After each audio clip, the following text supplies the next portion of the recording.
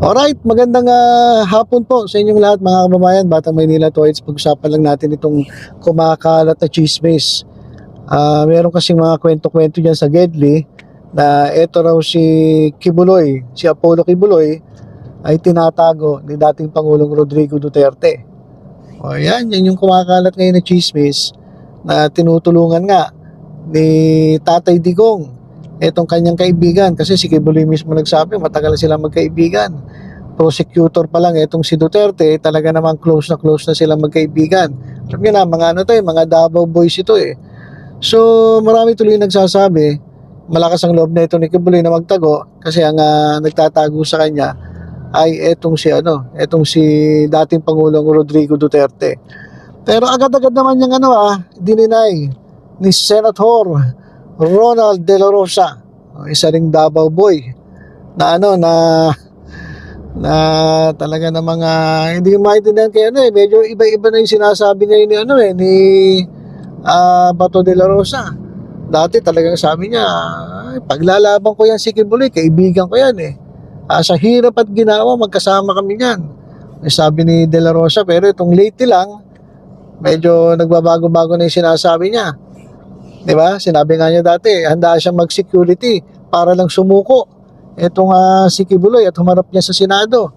At meron din, ito mamaya pag-usapan natin, may sinasabi na naman si Bato. Pero bago yun, ito muna, kasi to the rescue na naman itong si De La Rosa.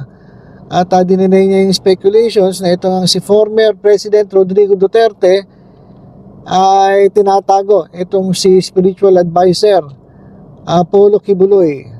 Ito, balita ng ng Politico. Sabi dito sa Politico, dininay ni Senator Ronald De La Rosa yung speculations na itong si Tatay Digong, sabi ng mga Duterte, Tatay Digong daw. So ito si dating Pangulong Duterte ay tinutulungan si spiritual advisor Pastor Apollo Kibuloy na magtago sa mga otoridad. Doon sa kanyang interview sa DWIZ, sabi ni De La Rosa na si former president would not use his power to help Kibuloy become a fugitive from the law. Ang sabi niya, hindi raw gagawin ni dating Pangulong Duterte yan, na parang tinutulungan pa niya si Kibuloy na maging fugitive from the law. Fugitive from the law na nga Pugante na nga siya kasi may warrant of arrest na siya pero hindi siya sumusuko. So pugante na siya. Dahil nga dito sa Davao Regional Trial Court Branch 12, eto pong si Judge Dante Baguio has ordered the arrest of Kibuloy and his co-accused. O sino ba yung mga co-accused? Ito yung mga malaki pakinabang ni Kibuloy dito. Ito yung kanya mga kasabwat dyan sa kanilang kalokohan, dyan sa Kingdom of Jesus Christ ko grabe Kingdom of Jesus Christ, kaharian ni Jesucristo. Hindi naman ginamit niyo pa yung pangalan ng Panginoon. Di ba? Di ba kayo kinikilabutan? Kaharian ni Jesucristo. Tapos ang ginagawa ninyo puro pang-aabuso. Grabe, meron nga ako narinig doon sa dating membro na tumiwalag na dahil na siya survivor din siya sa kalokohan ni Kibuloy anong nangyari? Eto nga raw isang nahuli. Yung isang Ingrid Canada. Grabe daw ito manakit. Doon sa mga miyembro sa mga workers. Pero saka nakita ng Kingdom of Jesus Christ ko na merong paddle. Pinapaddle nila yung mga miyembro. O dahil daw sa kasalanan ginawa nila. Saka nakita ng religious group na may paddle nangyayari. Anong klaseng religious grupo yun na merong ginagawang pangpapadel doon sa mga sa mga miyembro nila? Di ba katarantaduhan? Eto yung mga kasama niya, mga kasabot niya.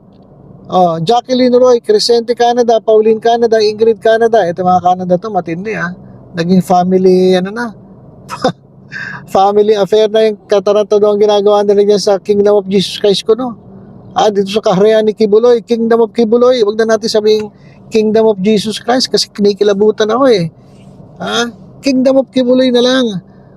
Ito yung mga kasama nila. At si Sylvia Simanes, ito yung kasabot nila sa child sex abuse case.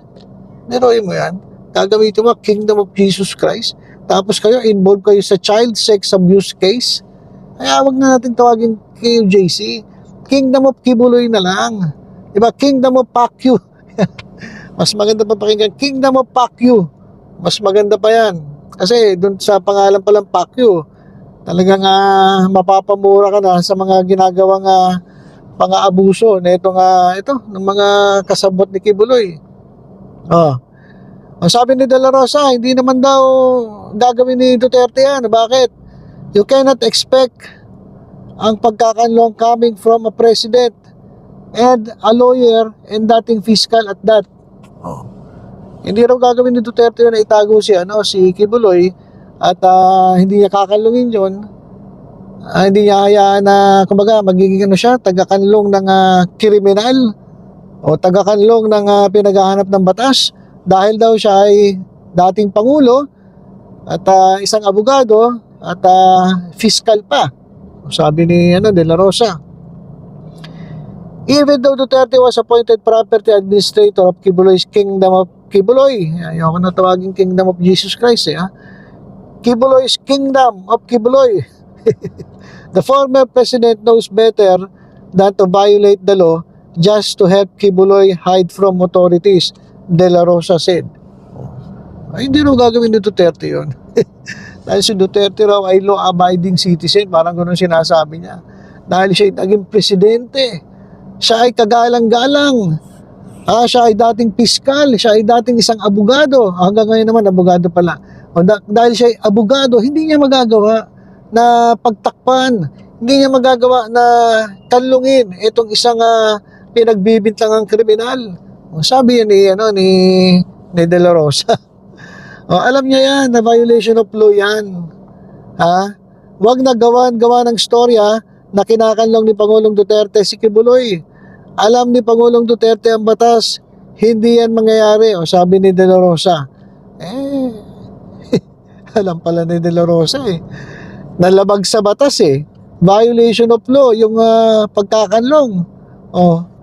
Sigurado pati yung pagtatanggol diyan sa sa pinaghahanap ng batas, pag kinampihan mo yung ng abuso, ibig sabihin violation din ng batas yan, nilalabag nyo rin yung batas. So kasama ka rin dyan, De La Rosa, pati yung si Robin Padilla, si Cynthia Villar, yung lahat ng humarang dun sa sa contempt ni Hontiveros. Kayo mga senator na kumamping dyan kay Kibuloy, kasama kayo dyan sa nagbabiolate ng law Alam mo pala yan, De La Rosa alam mo pala yan na bawal yan, alam mo na violation ng batas. Bakit pinagtatanggol mo pa si Kibuloy? Tulongges pala to Saka isa pa, kayo bilang mga senator, paalala ko lang kasi baka nakalimutan nyo na baka feeling nyo sa sarili nyo habang buhay kayong senator. Hindi. Yung binigay sa inyong pagkakataon na makapaglingkod bilang senator, binoto kayo ng bayan, dapat alam ninyo yung inyong responsibilidad. Alam ninyo yung, di ba meron kayong Code of Ethics and Standards of a Government or Public Official? Di ba meron kayong ganyan? Ano ba ang mandato ninyo? Ang mandato ninyo ay i-prioritize ninyo ang kapakanan ng mas nakararami, kapakanan ng mga Pilipino, public interest, hindi self-interest. Ayan ang mandato ninyo. Hindi ipagtanggol yung kaibigan ninyo, hindi yung ikanlong yung kaibigan ninyo, itago yung kaibigan ninyo, hindi yun ang mandato ninyo. Ang mandato ninyo, protektahan ang mas nakararami, protektahan etong mga naabuso, hindi yung protektahan yung mga nangaabuso, hindi protektahan yung kaibigan na gumawa ng krimen. Di ba? Yun ang mandato ninyo Kaya siguro ito, nagbabago-bago na salita ngayon nito ni De La Rosa kasi guys re-electionist, tatakbo itong senator ngayong 2025. Kaya naman medyo siguro, alam nyo na, medyo nag-iiba-iba yung kanyang stand ngayon dito sa issue ni Kibuloy dahil syempre Papa Pogi kala niya naman matutulogin sa itong mga Pilipino. Hindi na. Alam niyo, sa totoo lang, wala na. Kayo nila Robins, Villar, mga kumampi kay Kibuloy, kumampi kay Bantag, kumampi kay Tebes, wala na kayo. Hindi na kayo, kasama, X na kayo. At tandaan nyo yun guys, X natin yan. Ang i-check natin, yung mga katulad ng yung mga talaga nagtatanggol sa mga naapi. Yun ang i-check natin. Yung mga tagapagtanggol ng mga naaabuso. Na mas ang iniisip, kahit na maagipit siya, marami siyang masagasaan, wala siyang pakialam. Basta importante sa kanya yung makapaglingkod siya sa public, sa publiko, sa interest ng publiko, hindi dun sa sariling interest. Di ba? Sabi na iba, wala, may sariling interest din yung iba dyan kaysa naman sa inyo. Di ba? Kaysa naman sa inyo na halatang-halata na puro pansarili iniisip ninyo. Talagang kumampi ka sa isang pinagbibintangang kriminal, imbis na protektahan mo yung karapatan, imbis na kumampi ka doon sa naapi, sa inabuso ng mga kabataan, mas kumampi ka pa sa kaibigan mo na tulongges. Kaya mga kababayan, paalala ko lang malapit na eleksyon. Dalawa po ang gagawin nyo. X, tapos yung isa check, yung X, alam niyo na kung sino-sino yung mga yan. Yung mga kumampi dyan sa pinagbibintangang kriminal. At check doon sa pinaglalaban, yung mga naapi. Alright, so ito. Sabi ni ni De La Rosa, hindi raw tinatago ni Duterte si Kibuloy. Yung sabi niya. Ako may maniniwala sa kanya. Kasi sa totoo lang the fact na iniwan niya yung tagabantay si Kibuloy at tagabantay si Duterte ng mga kayamanan ni Kibuloy. Alam na yan kung sino ang kumakanlong dyan. Diba? So, yun lang mga kababayan. Nasa sa inyo po yan kung maniniwala kayo kay De La Rosa. Na hindi raw tinatago ni Duterte. Well, para sa akin, lalakas ba loob niya ni Kibuloy kung walang kumakampi sa kanya, walang umaalalay sa kanya para magtago. Hindi lalakas ang loob niyan kung siya lang. Malakas ang loob niyan kasi merong kumakanlong dyan. Alright, so yun lang mga kababayan, tutok-tutok lang dito sa Batang Maynila to, sa iba pang updates. Ingat po tayong lahat. God bless po.